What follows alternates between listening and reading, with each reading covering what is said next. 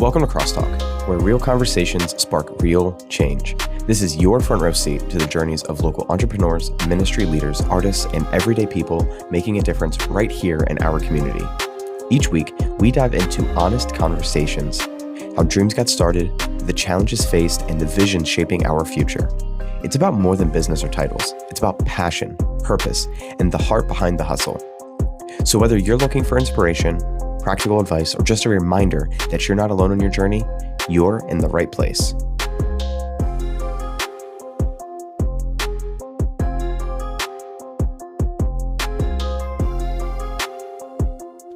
Today, I'm here with Taryn Shillady.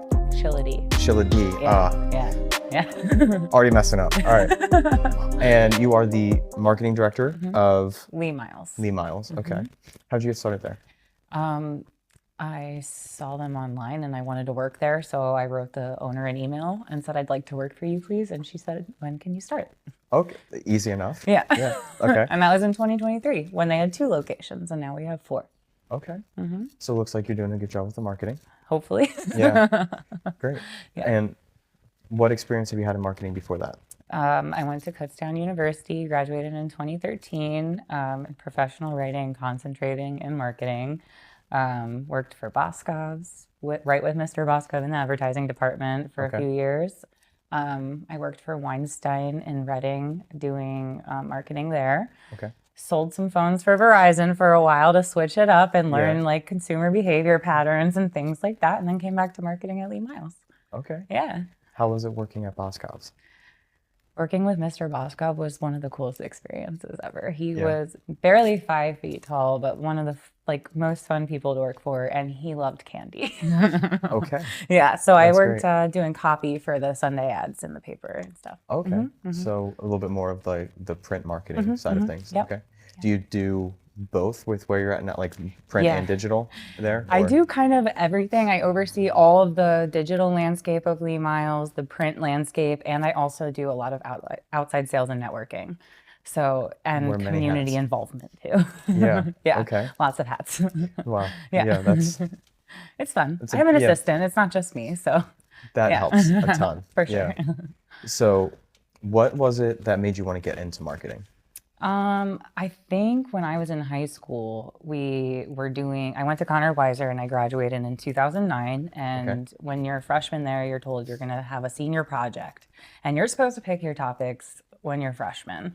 And I picked advertising, and I got in contact with some pretty higher ups that did the Brisk tea commercials.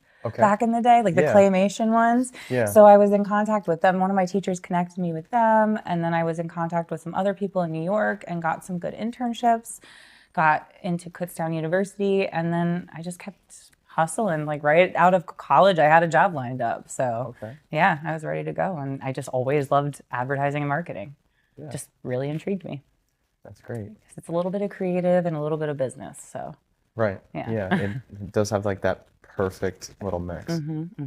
Now, you've worked for some pretty big companies. Getting connected with Brisk in high school was pretty amazing. That was fun. Yeah. What'd you do for them? I just got to ask this guy all through high school. He was my point of contact. If I had any questions about the industry, he just kind of guided me through it. And when I was getting my portfolio ready for college, they oversaw my portfolio, and it was really fun. Yeah. What differences have you seen between what you learned in school versus real world? Well, when I was in school, that was a pretty long time ago now. We were not too long. It wasn't too long, but it was different enough that I didn't have smartphones. There were no smartphones. Okay. Facebook was just invented. Yeah. There was no business. The digital landscape was pretty much your website. And blogs if you had one.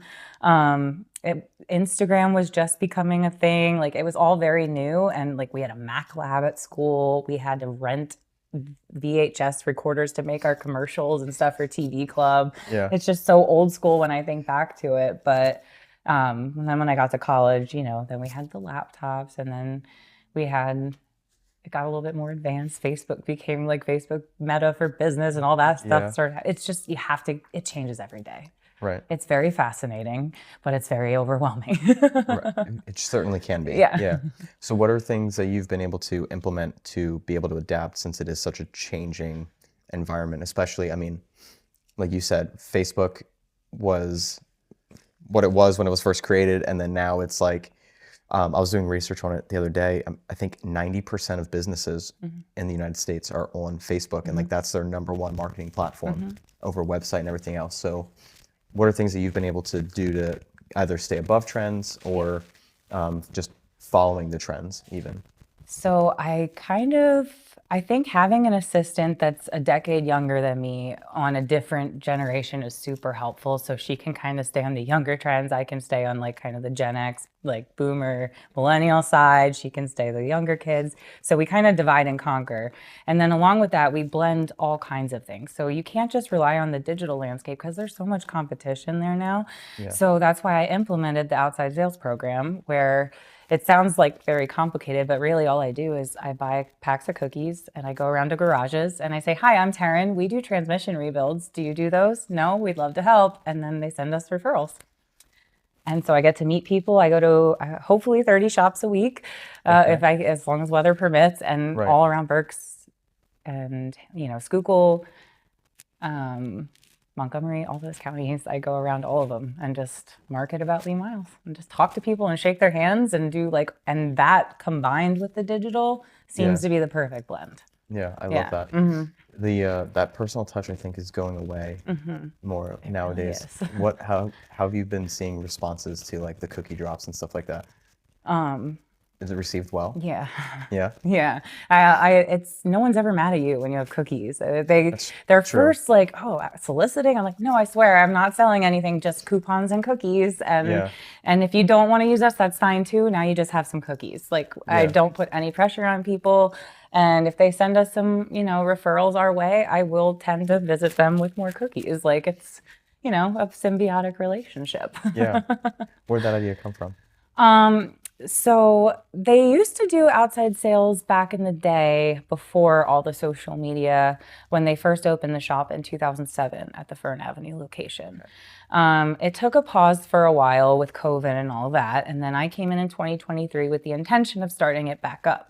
To learn how to do that, I actually traveled to Dallas, Texas, and went to another shop that had an outside sales program and a family of 5 shops. And I went along with their outside salesperson and I learned how he did it.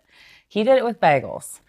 Okay. I didn't want the bagels because they go stale and they might not get eaten right away, but cookies, they last. So I like that. I took his idea and made it my own and brought it back and just went to work. And, I found I was using a nice app called Pipe Drive for a while to kind of do like my outside sales program. This is the first time I've done outside sales, so I was completely new to it. And it didn't really work for me. So now I'm in the middle of building my own sales app with our IT team. So we're kind of doing my own thing, which is kind of fun. And yeah, it's cool. Yeah. It seems like I can see why you got into marketing because of you. It seems like you have that very creative personality and mindset. Yeah. What are some creative ways that you've been able to, aside from the outside sales, market for Lee Myles?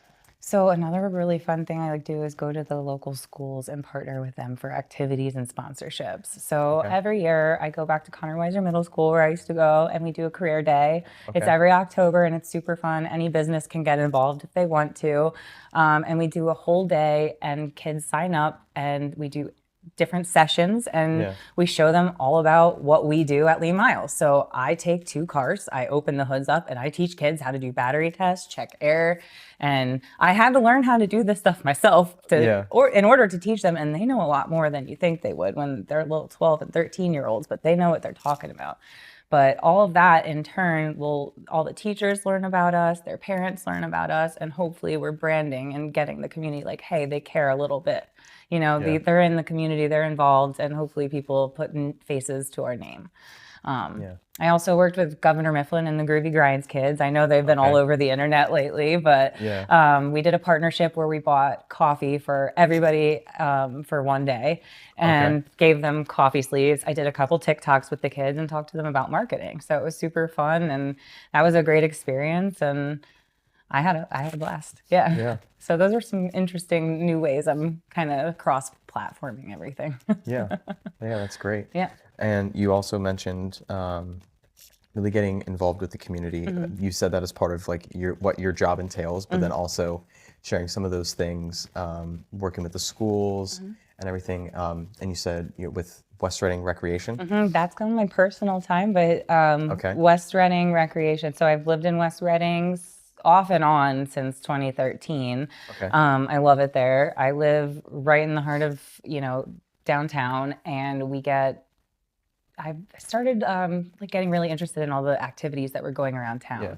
I was friends with a few people that were on the council, so they recommended like, hey, there's an open spot on the Recreation Commission. You should, fill out a letter of intent, and see if you could get on. And that was like 3 years ago now. Okay. So we do all kinds of things. We do a haunted house that raises a ton of money for the community every fall.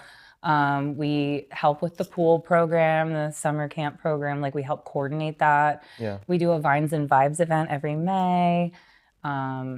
We do karaoke competitions twice a year in September and in February. One's coming up soon. So we do all kinds of fun stuff, and I help do the graphic design and the social media for that. And then all of the art for the haunted house I do too. Like physical art. Yeah, I painted like a whole scene. Yeah. Do you have a painting background too? Or Yeah.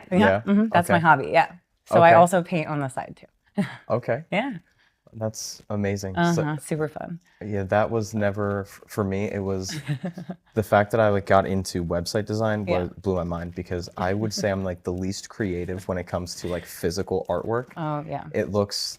My daughter's 5, and my daughter's 4. She'll be 5 wonderful. next month. Okay, mine will be 6 in May. Wow. Yeah. Yeah, and I'm like, I'll see her artwork, and I'm like, how is she better than me? And it's upsetting, but I'm like, I wasn't gifted here. It's okay. Yeah. But that's really cool. Yeah. Yeah. She's making me get back into the art, because she'll be like, Mommy, let's get the crayons out. Let's get the paint, and then we'll get it out. And I just got back into my activities once she was born. So that's been super fun too. So Yeah, that's great. Yeah. Now, is that your only? My only daughter. Okay. Yep. How is it with managing, I would assume, a very busy schedule, plus the extracurricular stuff, and being a single mom? Yeah. So I'm very lucky that my co-parent and we have 50-50 custody, and he's very involved with her life, as am I. So every other day is like his night, my night. It works out really well for us, and it works out really well for her, and everything's going really well with co-parenting. So that's how we manage it. So every night that I don't have her, I can do things like this, and I can go out and do the West Reading, or sometimes I just take her with me. She'll go to like photo shoots with me if I'm helping someone out with that. She'll go to the West Reading meetings, and they'll say, any public comment? And she'll say, no. Oh, that's adorable. Yeah, so we get her involved too. Yeah, that's so important. Yeah. I think that's something that we as a society have like I think we dropped the ball on it, like in the last few generations. Like when you look back in history, like most families would run the business out of their house, and then the kids just kind of grew up learning that style. And I feel like there's like such a huge disconnect now between like kids and being able to see what their parents actually do. Yeah. So I love that you're bringing your daughter in, because I try to incorporate that stuff as well, because I think it's just so important to be able to see like the life applications with everything. Absolutely. And me being like the marketing director, I also bring her to lead Myles sometime over the summer when she's not in school. There were some TikTok trends that involved kids, and I was like, hey, do you want to be famous? And she said, yeah. So we got her involved. We dressed her up as a mechanic and put her in some funny little skits, and it worked out really well. And she got to see what mommy does, and she gets to know the technicians. It's kind of fun. Yeah, I bet those are like the memories that she's going to cherish like her whole life, which is amazing. I can't wait for that. Yeah. Oh, maybe she'll be into marketing too, but right now she's convinced she wants to be a mom but doesn't want kids. That's her career choice. Interesting. So I told her like a teacher, and she said, I guess. Daycare, preschool, something like that. Okay, I love that. Yeah. The way that their brains work. Yeah, so interesting. Yeah, that's great. And you also mentioned that there may be a side hustle business that you're looking to get started? What would that entail? Kind of everything that I do, but Okay. for myself, and not just for Myles, but for other businesses too. I do a little bit here and there on the side.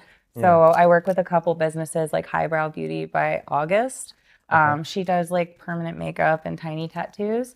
So we kind of like exchange, and like I do some TikToks and stuff for her, and then she keeps my brows looking fabulous, and then does all my little tattoos and stuff. Oh, nice. So I do kind of that, like if service exchanges stuff kind of thing, like for graphic design. And then for Revitalized Massage, I did a collaboration with them. Those kind of things. Yeah. Yeah. Okay. So I'm trying to think of any other ones that I did recently. I think those were the only two. Yeah. Okay. So branching out into kind of kind of doing my own thing. Yeah. Not just for Myles, but my own business. Yeah. Yeah. Okay. Yeah. That's exciting. Yeah. Do you have like a game plan or a timeline of when you'd be thinking to take the leap? Or I'm saving the money, and we'll get when I reach my financial goal. Okay. Yeah. And I'm making headway. So that's great. Yeah. Yeah. That's I love seeing when people take that step, and especially when it's somebody that's like leaving a secured position, and there's like no and I would assume this for you, for how you've talked about Myles, but like it's not like you would ever be leaving because of you just can't stand the work or oh the no, I company. love my job. Right. Yeah. But it would just be to to challenge yourself and just to go that extra mile. And just have like a little bit more variety to it, because I mean, as much as it's interesting learning about cars and everything, it's it'd be cool to do other, some girly things too. Yeah. not that cars aren't girly, because I do my own oil changes and I have learned, but that's impressive. Yeah. Yeah. Is that learning through working there? I learned at work. I said, I want to learn how to do this, and now I do my own. Yeah. It's pretty fun. Yeah. So you're learning more than just marketing. Oh yeah, I'm learning about transmissions. We do a YouTube channel, and I do one video a month called Transmission Talks, where myself and the transmission builder, we'll kind of do like a Q&A format like this in the transmission room. Okay. And we'll ask customers most searched questions about transmissions. He'll answer them, and I'll be like the person learning with the audience. It's kind of, it's fun, and then it helps me with my outside sales as well. Yeah. Oh, that's great. Yeah. Wow. So when it comes to wanting to go and branching off into doing your own thing, have you like, I don't know where you're at in that process yet, but have you like reached out to other people that do it on their own? Have you been getting like advice and tips and things like that? What's some of the best advice you've been hearing? Just start and keep doing it until you have a business, pretty much is what I've heard. Just grit and glory, essentially. I'm lucky enough that I have an aunt in my family in New York City who had her own marketing agency for years. Yeah. So I kind of saw her story and how she did it, so I can kind of duplicate that process in Berks County. But I think I've done the groundwork. I have my logo and business plan all set. Okay. I just have to meet certain financial goals in order to start getting clients and that kind of thing. But networking and doing things like this are how I'm gonna start that process. So yeah, that's great.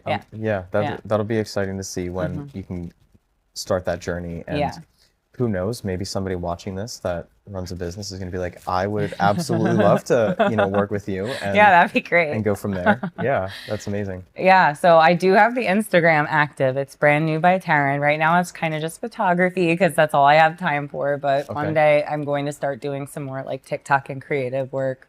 Kind of just to get into business owners. And I'd really like to focus more on, nothing against men, but I'd really love to focus on female-owned businesses. I think there's a lot of awesome female-owned businesses that do really cool collaborations in Berks County, like a lot of pop-up events, and it'd be really cool to kind of get in the mix of that. So, yeah.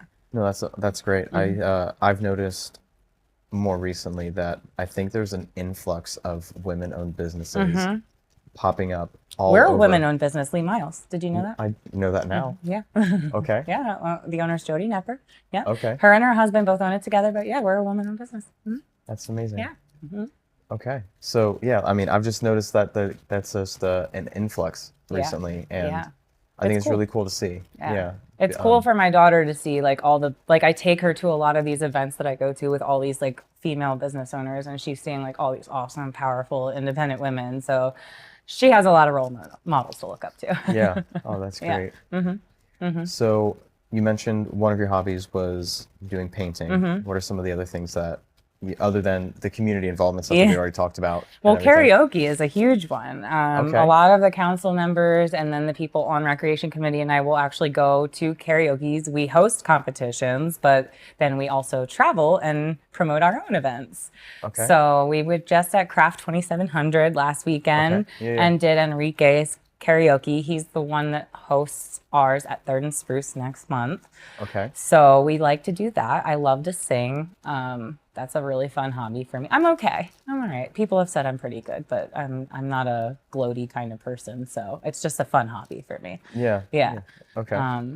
Other than that, like just going for walks and going out to eat with my kid. Like those are the fun things I like to. Reading. Yeah. Playing with my cat. Yeah. Hiking, camping, the usual stuff. The usual stuff. Yeah. Yeah. Oh, that's. Yeah. I've noticed like the older I get, the more it's all those like extra things. It's just like wish-washy now, and it's just like focusing and honing in on like the simple things. Yeah. Like, Yeah. Anything that I can get my phone away because my job is on my phone. So when I'm at home, phone goes do not disturb. I'm with my kid. We'll watch TV, of course, and like we might play on the iPad, but we do try to like avoid screen time as much as possible on the phones because trying to have some kind of separation between work and personal. Yeah. No, Yeah. I love that, and Yeah. that's super hard to do nowadays, and especially when you do that style of work. I mean, it's very easy. Like you could be on 24/7, Yeah. 365, and to have the discipline of creating that separation. It's hard. Yeah. It's hard because you want to be the yes business that says yes to every customer, and you don't want people waiting on red for 2 days. But we're closed on weekends because we all have families, and so do our customers. So we hope that they respect that, and we do too. That like maybe they'll be okay with me not answering on a Saturday night at 2 a.m. Sometimes someone might not, but Do you really want that customer anyway? No, they can, we have great friends that work at Jiffy Lube and Valvoline. We work with all the garages in the area. So that's I great. can definitely help them find someone on the weekends if they're looking. Yeah. That's great. Yeah. And I have. Yeah. And so it seems like with where you're working, that, and I love this about a lot of businesses is when I was first learning about business, I always thought that you had to be like the Wolf of Wall Street style, which is like the super competitive, like you can only succeed, no one else can succeed. And like you see that. And I'm seeing that it's a lot of businesses like that where it's like there's enough for everybody. So if you can't, like you'll like, and just sharing that. And I love to see that. And that seems like that's how Lehman. Oh, for sure. Yeah. And even inside of our company, having 3 garages and 1 valet location, we have like internal healthy competitions, obviously, because we're fun and we like to, compete and healthy. But I don't know. I've lost my train of thought on that one. So. Oh, that's okay. Yeah. I don't know where I was going. Yeah, just friendly competition kind of keeps everything interesting, I guess. Yeah. And where was I going with that?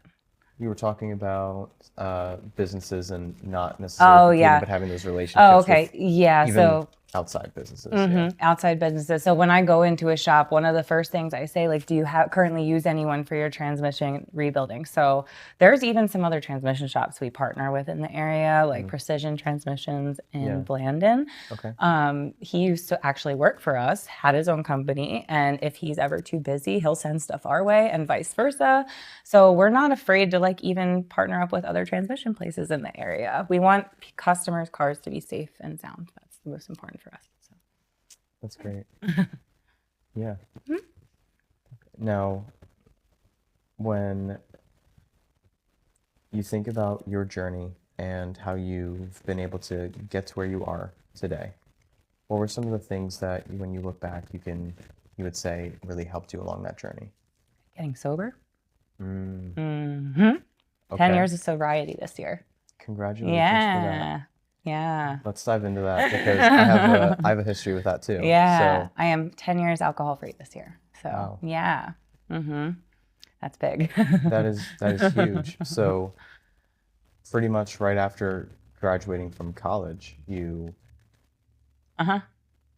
A couple years a after. couple years Yeah. after, Yeah. A yeah, couple years. I took some periods off and on, and I was using alcohol as a way to cope with life, and that's not healthy, and right, alcoholism is real and runs in my family, and I sought treatment, got help, did AA. I have a lot of family members that have done the same thing, and yeah, they showed me a good path, and thanks to them and a higher power, here I am 10 years sober. So yeah, yeah. my daughter will never see me drunk. That's really cool. That is really cool. Yeah. Uh-huh. Yeah, that's such a gift to be able to give. Mm-hmm. And Mm-hmm. I very similarly grew up in an alcoholic household and a codependent household as well. Mm-hmm. And seeing that cycle, I very luckily never got too far into it, Mm-hmm. but definitely overdid it Yeah, a for handful of sure. times. And For sure. I was blessed that I kind of got those days out before I turned 21. Yeah. You know, Yeah. I guess you could say luckily, in a sense, but after that, I mean, I learned to kind of respect it in a sense, and I've It's hard it's extremely hard. because Yeah, it's everywhere it is. It absolutely is. and Yeah. it's literally poison. Hmm. It really confuses me sometimes as to like why people love it so much. But now that I've been literally a decade without it, I will never go back. It's so easy to abstain from it. Like it's so easy. And I never have to wake up feeling bad. I never we have to wake up forgetting what happened. I am Yeah. fully present in my daughter's life. I'm not having the constant intake of sugar and whatever else is in that stuff. Right. And nowadays, like there's so many things that are alternatives. There's so many non-alcoholic beers. Almost Right. every place on Penn Avenue in West Reading can make mocktails. Yeah. So many non-alcoholic spirits. So I don't feel left out anymore either because I still Yeah. like to go out and have fun. I just don't do it with alcohol. Yeah. Yeah. So you were also then pretty young when you got into, like, what did your life, if you don't mind me asking, what did it look like to get to the point where you made that decision that you wanted to get clean and sober? I made some bad choices. Okay. I made some bad choices and I got in a little bit of trouble. Okay. And I had to pay the piper and do the things that I had to do in the community to get better. And I did Yeah. those things, and I did community service. I stayed in a halfway house for a while. That was a little bit tricky, but it was worth it because that first 90 days of accountability Yeah. got me the jump start I needed to be where I am now. So, Right. yeah. That is, I don't like wording it like this, but I don't know the other way, like the best way to word it. But so my journey, I actually was in a halfway house last year. Okay. That was how I began my year. Not for alcohol or drugs. That was never my. I never had like the chemical dependency. I had other dependencies, and for me, going through that process and starting to work on those things, it's so funny that I, as an addict, would chase these things to make myself feel better, Yep. but it never made me feel better. Yep. And you just follow down this rabbit trail and let it destroy your life. Yeah. And I always say this, Like it took literally losing everything for me to finally be able to like listen, and Yeah. including to the point of like I tried to take my life, and thank God Yeah. that I did. Like I don't even know how I'm still here. Like, Yeah. and it took that moment of me attempting it and expecting that to happen and not to be here anymore for me to wake up and then be like, oh, you've got to be kidding me. And then I'm like, all right, well, obviously you have something here for me. So like what's going on, you know? And just fully surrendering and noticing just the huge shift after that, and where I used to spend my time, how I used to do things. Yeah. Yeah. Yeah. Was that kind of like similar for you Oh too? yeah, for sure. Yeah. Yeah. I used to live in bars. Like that's where I spent all my time, and that's where my friends were. And you spend a couple months away from those bars, you find out who your friends actually were.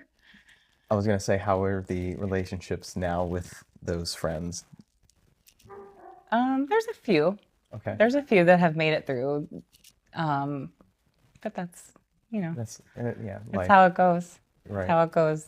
But that's okay. The ones that were worth it and meant something, I have a few very close friends that I love dearly. And a lot of them aren't alcohol free. It's the ones who don't use alcohol as a crutch that have stayed with me, and understand what I went through in my struggle and respect that boundary that I have. Yeah. And if they didn't respect the boundary, unfortunately, they're not that's a backup of an electric car. Oh, yeah. I work in auto repair. Yeah. Leave it to the marketing girl for a car shop to know what a electric car sounds like when it backs up. Yeah. I thought there was something terrible happening, and I didn't know. I was like, is there a duck outside that's having a stroke? Nope. I didn't know. Nope, it's just They add backup sounds to electric vehicles so that you know that they're coming. they couldn't just do like the truck one, like Sometimes it's the hum, sometimes it's that, but yeah, sometimes it's that. interesting. Yeah. The more you know. Yeah. Yeah. That's one way to transition off of addiction and sobriety, right? Yeah, for sure. Yeah. When it comes to looking at what what the future holds for you and the legacy that you'd want to leave behind, what are some things that come to mind for you? Well, my goal, I always sit with my daughter on the first day of the year and we say what we want to manifest for the year. So it's the word that keeps coming back is being comfortable and like content. Like those are our two words that we always come back to. Like we love to just be content and comfy, and that's kind of the little life we've created for ourselves. And that's kind of what we live by, and that's what I look forward to in the future too, more of the same. This year was the first year I was able to say more of the same. Okay. That was a really big for me because the year before I was in a bad place. When you're going through divorce, it's never easy, no matter what you're going through, even if there's no cheating or no abuse, which there wasn't in my case. It didn't work out. No bad blood, but it's still something when you're with someone for 10 years, your whole entire 20s, and then that completely changes. It's a lot. And when you move back in with your parents temporarily, that's a lot. But getting your first apartment at age 33 or 32, that's also really cool. So that was fun. And, we're learning every day. Yeah. Yeah. So what advice would you have for someone that might be currently going through a divorce and everything else like that for, the listeners that are watching, of course, not the guest host that's here right now?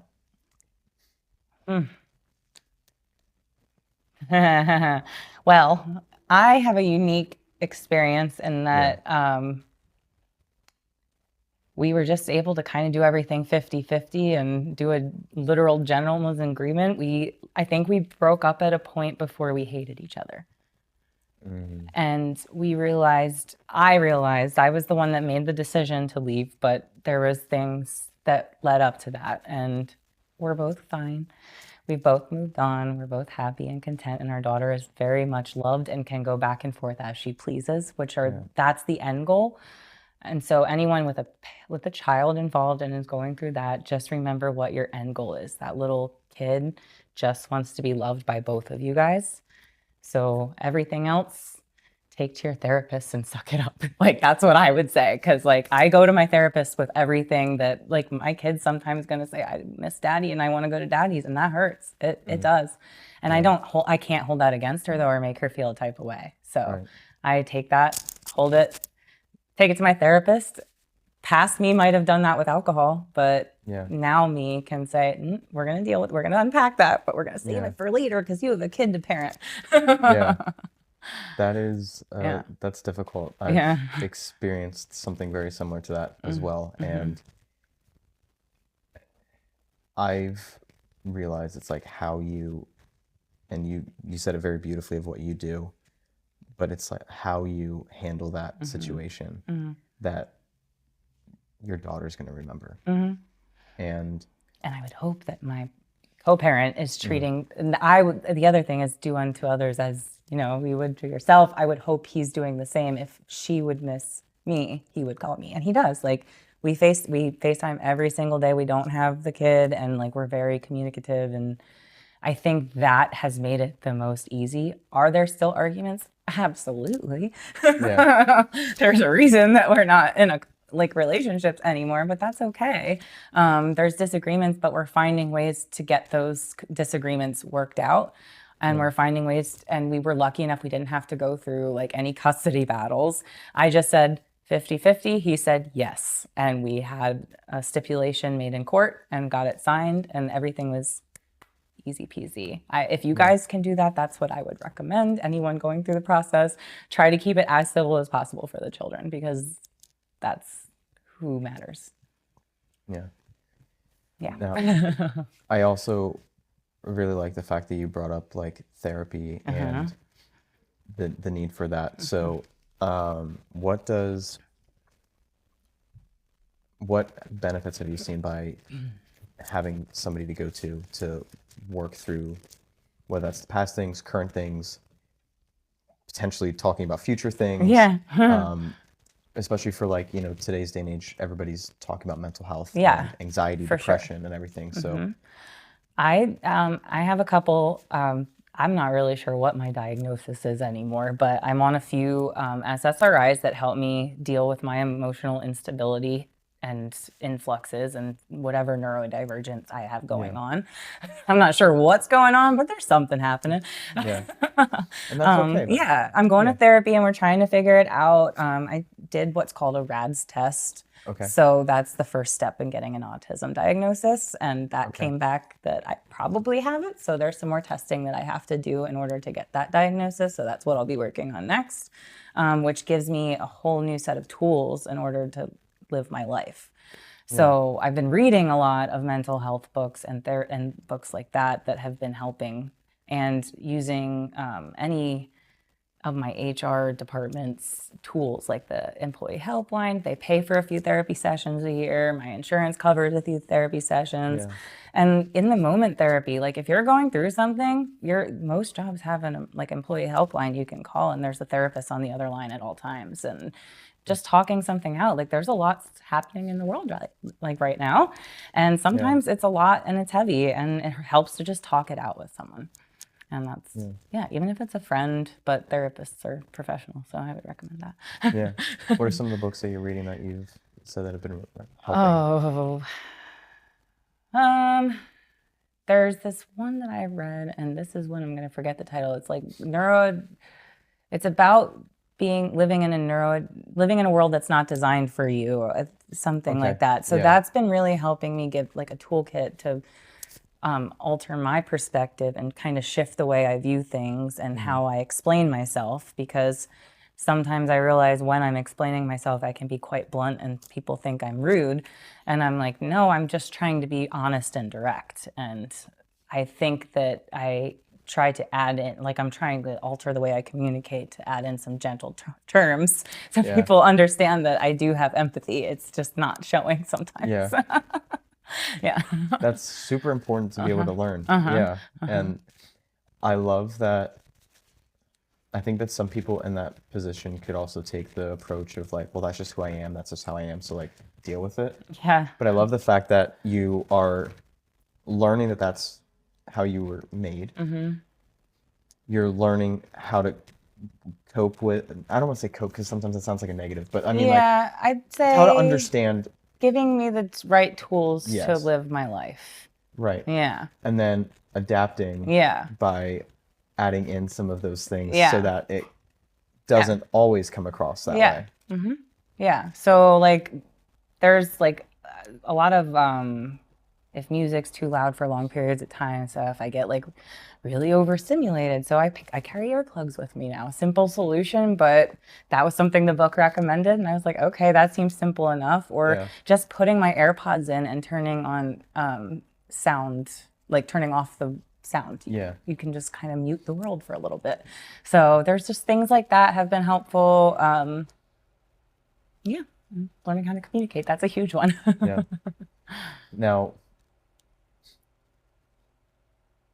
Now knowing that Yeah. about you, Mm-hmm. I can only imagine how that could make it even a little bit more difficult with doing what you do with marketing. Uh-huh. Because you're communicating with people all the time. And now you said about doing the outbound sales and 30 a week, having 30 of those conversations. Like, Yeah, it's overwhelming sometimes. Yeah. I feel like there's this thing, and this is one of the signifiers that might clue that there might be an autism diagnosis on the horizon, is I do what's called masking. I'm very good at putting on, all right, I'm going in the building and this is the person I'm going to be in there. I put on my marketing girl hat. I say the lines, I communicate, I am like, bouncy, bubbly, and then I leave and then it's all gone. The personality just goes away, and then I put it back on, and then I take it back off. So it gets a little draining. Yeah. Oh yeah, that's the only thing going through my head was Yeah. like how draining that is, because I drink a lot of coffee. we love coffee. Yeah, we love espresso. coffee. Yeah. What's your go-to coffee order? So I try to avoid the $6 coffee a day. I am an espresso drinker, so that it does get pricey. So I started doing instant espresso. I do 3 shots of that in the morning, 3 scoops of the Nespresso Blonde Intense, or one of those, and then I do a little bit of oat milk creamer, a little bit of cinnamon and brown sugar on top, froth it up, and good to go. That's my little latte every day. Okay. Yeah. That sounds... I like the brown sugar cinnamon combination. Anything brown sugar, oat milk, cinnamon, and espresso. Those 4 things. Yeah. I'm good. Yeah. I love that. Yeah. I am a strict black coffee drinker. I used to be. Really? Okay. I progressed into oat milk and brown sugar. Yeah. Yeah. I have this thing where if something is sweet, it will be gone in the half of a second. Yeah. You know? Yeah, that's accurate for me too. I'm like, I've noticed with at least black coffee, Yeah. I'm like, I can like, I'll sip it and not like chug it. But if you put like, Oh no, I chug my coffee. yeah, It's a problem. Okay, all right. I'm glad I'm not alone there in that regard, because I do love I love trying all the different coffees, but like, especially during like, I wouldn't touch one of those the until too sugary ones though. I try to do the ones that are sugar free. So if there's an option to go sugar free, I'm always going for that, because I try not to drink the sugar. So I went through a big weight loss in the past couple of years, so I'm trying to keep that off. That's smart. Yeah. Yeah. 120 pounds. Stop it. Yeah. You just keep throwing things. Okay, so 120 some pounds. Yeah. I think I was 260 something at one point. Yeah. Yeah. so let's dive into this weight loss journey. Yeah, that's super fun. So when I was in high school, up until my freshman year, I was about 240. And then I drastically lost weight very quick by just changing one thing. So I'm curious to see how long was that journey for you? It was a long time. Yeah. What did that look like? What were There was a lot of factors. Okay. So I can't contribute it to just one thing, but I'd say incremental small changes. Okay. So the first thing, I'd say I'm only counting like 6 months after I had my kid because I don't count the baby weight. So I was close to 300 at one point with the kid, but I'm not going to count that. So I'm just going to count my highest after. So I just started first by doing some intermittent fasting, getting into that routine and kind of, then cutting sugar out of my coffee. And then no more soda. That was gone. That was a big one. Diet Coke is only a rare luxury now. But kind of those were the first couple things, and that helped me to drop the first like 20 to 40 pounds. And then obviously not drinking alcohol is a huge help. But then I started going to the gym, and weightlifting was the big thing, not cardio. It was weightlifting that helped me really get the pounds off, and consistent 3 times a week. Leg day, arm day, core day, like rotating through consistently for a year helped me drop the next like 20 pounds. And then after that, I had a hysterectomy because I had a really bad case of endometriosis, which was keeping those extra 30 to 40 pounds on. After I had that, I went back to the weight I was in high school. Wow. Yeah. That was it. Now I don't really do any of it. It's just, I think it's because hormones. Yeah. Yeah. And the habits that you put into place. And the habits. Yeah. I still, I still do the no sugar in my coffee, and I do walk up and down 4 flights of stairs more than 3 times a day because I live on a 4th floor apartment. So that helps too. Carrying a toddler and groceries. Oh, we gotta love that. Yeah. So wait until, like I said, my daughter's gonna be 6 soon, and there are still times that she just looks at me and she's like, my daughter's a can you hold 5-year-old. And I'm like, sweetheart, you're not like 20 pounds anymore, right? Like you got some meat to you, girl. Yeah, I'm like, I certainly can. So like what I did at first was I went from holding her in my arms to like I put her on my shoulders. And now she's reached, and she's not a big girl. I mean, she's just a healthy 5-year-old girl. But now it'll be like, for too long, it'll like my neck will get sore. Yeah. And then I'm like, I know what you're saying. Yeah. And when they fall asleep on you, and then your like whole body goes stiff. Like last night, she fell asleep while we were watching K-pop Demon Hunters, because that's the movie of the century, apparently. Fun stuff there. Yeah. Okay.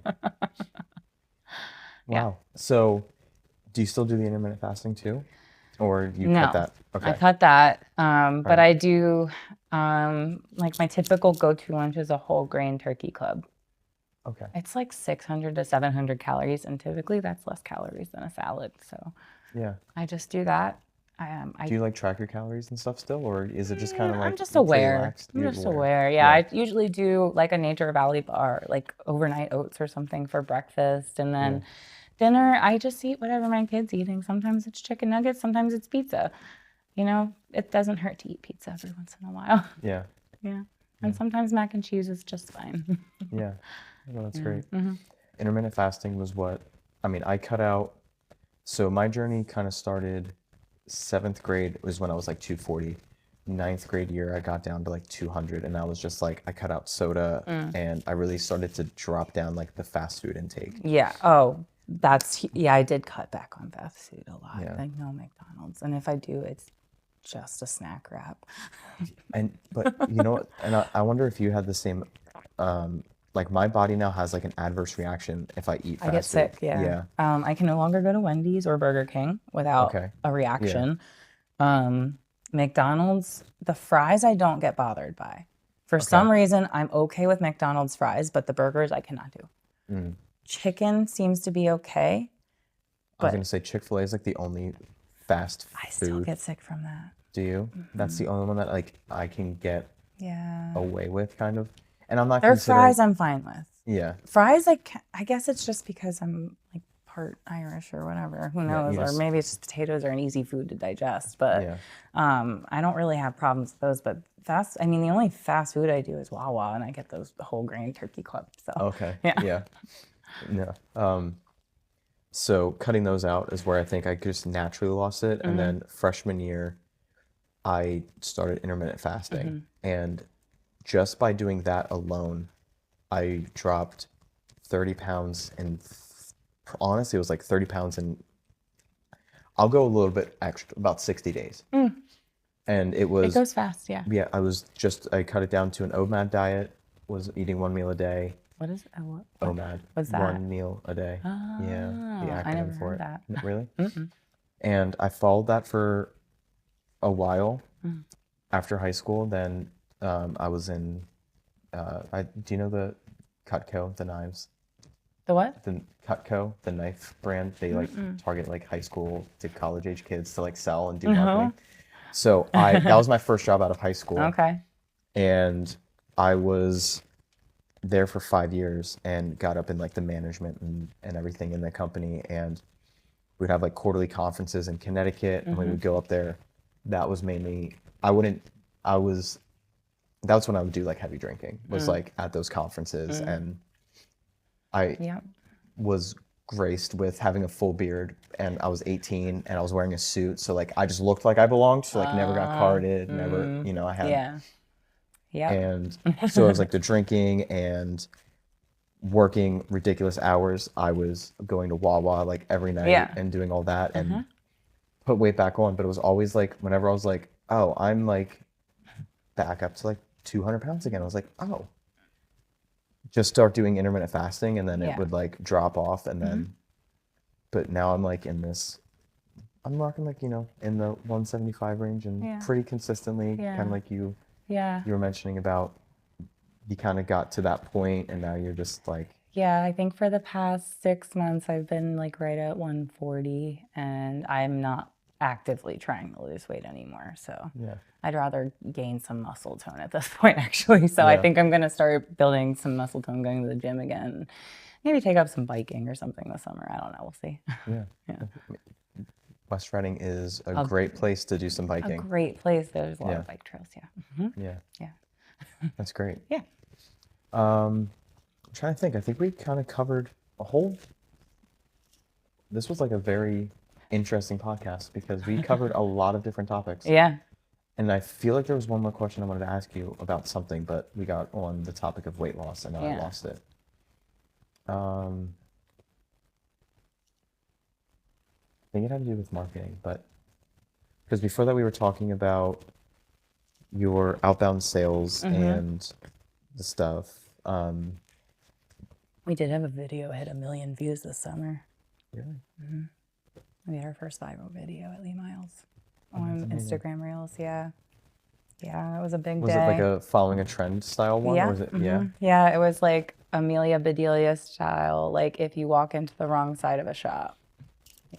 Yeah, so that one. So we had like my outside sales. I was sitting outside on a pillow and just selling things with a calculator. And then we had like a technician running diagnostics while holding a tablet. Then we had someone rotating a tire just by turning it. And that apparently went crazy. And we got well over 1 million views. We had over 100,000 likes.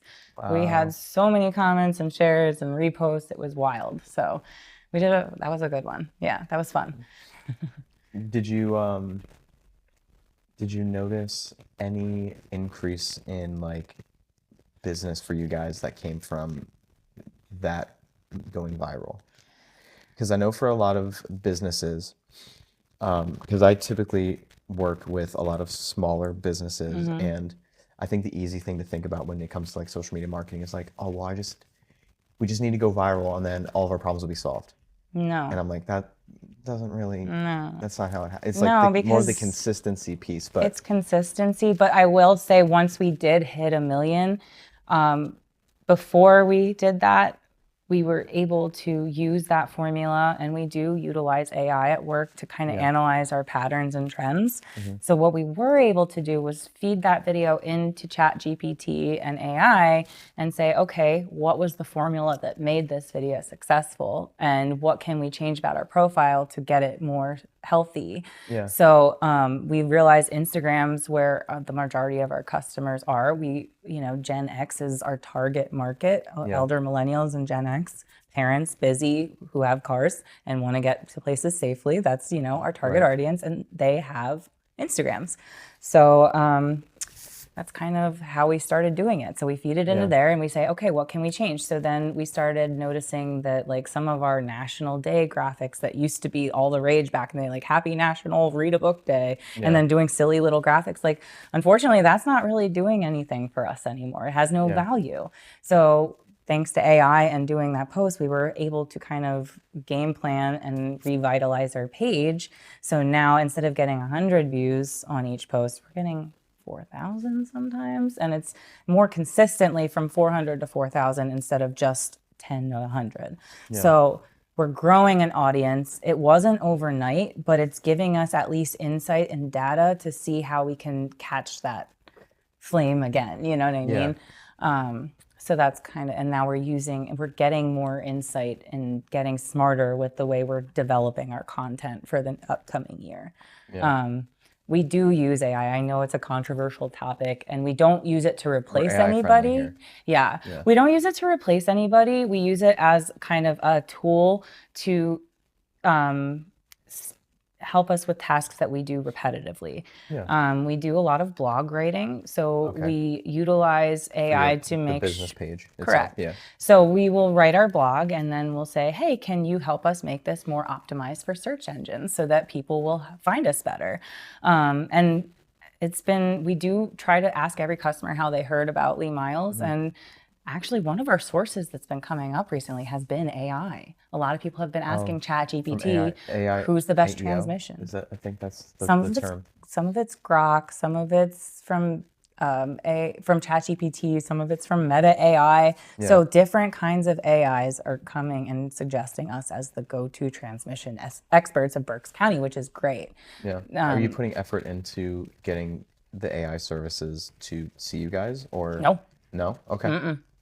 No, so the way you do that, we're trying to crack that code. We're studying a couple tactics online. There's a few people that we watch on YouTube that kind of give us methodology to kind of break into AI, and it's what you do on your website that gets you seen by AI.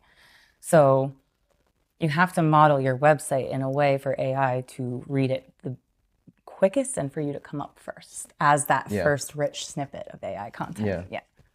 There's super exciting. That's the super fun part of the it's the digital nerdy part. My absolute favorite part. I'm sure it's yours too, right? I don't know, it's like half and half. I do love the analytics, don't get me wrong, but who doesn't love doing some YouTube videos and viral content? Like I like having a good balance, and like going and talking to people is fun too. Right. So I think we can put a bow. It seems like you have lived a life that you've had a lot of experience. I don't know where you thought I was going with that question. Lived a life. But I mean, that's something that makes you unique. And I think there's a lot of, the cool thing about this conversation was there was a lot of different aspects that we were able to hit on. But I guess my question for you would be, if you were to, if somebody coming out of high school or college is looking to, or even your daughter, for instance, like if she's looking to get to where you are today, of, everything that we've discussed, that you've, getting sober,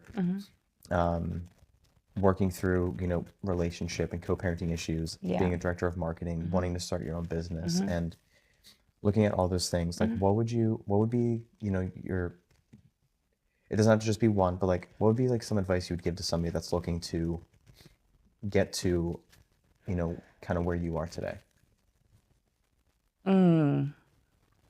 Have empathy for others. Try to understand where everyone's coming from and putting yourself in other people's shoes, because you don't know what's going on through people's head. But doing that helps me communicate better every single day. Communication, learning that is very important too, because that's how any relationship will thrive in both personal and business. And also finding like good, solid people that will be cheerleaders for you, like building a good, solid network, whether that be your family, your friends, or mentors. For example, like I still keep in contact with one of my writing professors from college. Wow. She has a local business and she still has me, like we still keep in contact and call each Yeah. other all the time. Like That's great. you know, like you just have a good network of people. That's what's important. Yeah. Is there anything we didn't get to cover that you wanted to chat about Mm, or share on? no, I don't think so. Thank you so much Yes, thank for you. sharing all that you did. Thank I you for hope we having me. didn't pry too much. No. Okay, good. But yeah, I think there's going to be a lot of people that are going to listen to this and feel inspired, and Hopefully. this I think is a conversation that people will watch and they'll be able to take a lot out of because of being able to see the things that you've gone through and Yeah. that the decisions that you were able to make to put your life on the track that it is. And I mean, I'm excited 5 years from now to have you back on here when you're running your own business and you're doing all this stuff and seeing the more Yeah. of those things that you're doing. Like Hopefully. that would be No, it's going to be that. What is it? 2026 plus 5. That'll be 2031. 2031. Yeah, I'll have my own business by then, for sure. yeah. For sure. Even if you're still working at Lee Myles and you Yeah. just have Yeah, that I'll as your have my side hustle. Yeah. whatever Lee that looks like. Myles will take over the world and I'll be helping them do that and also Yeah. have my own business because my kid will be older by then. Right, there we go. That's great. Yeah. But yeah, I just think that this is like still like I just feel like it's like just the beginning for you still, and there's so much more of your story that's going to continue to be written. Yeah. And And it's my birthday this weekend. oh, well, happy early birthday! Yeah. So it's going to be a great weekend. Yeah, that's that. Any exciting plans that you know of so far? Well, there's going to be a blizzard. Okay, I forgot that. That's coming. usually my plans for my birthday is snow. Yeah. There is a festival happening outside in my town, the Ice and Spice Festival. Well, there's but going to be plenty of ice.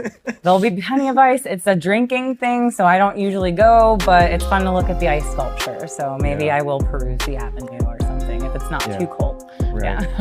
Oh, great. Well, Yeah. Thank you again. and Thank you. That's a wrap. All right, cool. Thanks for joining us for another episode of Crosstalk. I hope today's conversation left you encouraged and reminded you of the power of community and authentic connection. If you enjoyed this episode, be sure to subscribe, share it with a friend, and let us know what inspires you most. Remember, our community thrives when our local entrepreneurs, ministry leaders, and artists succeed. Until next time, keep showing up, keep dreaming, and keep making a difference.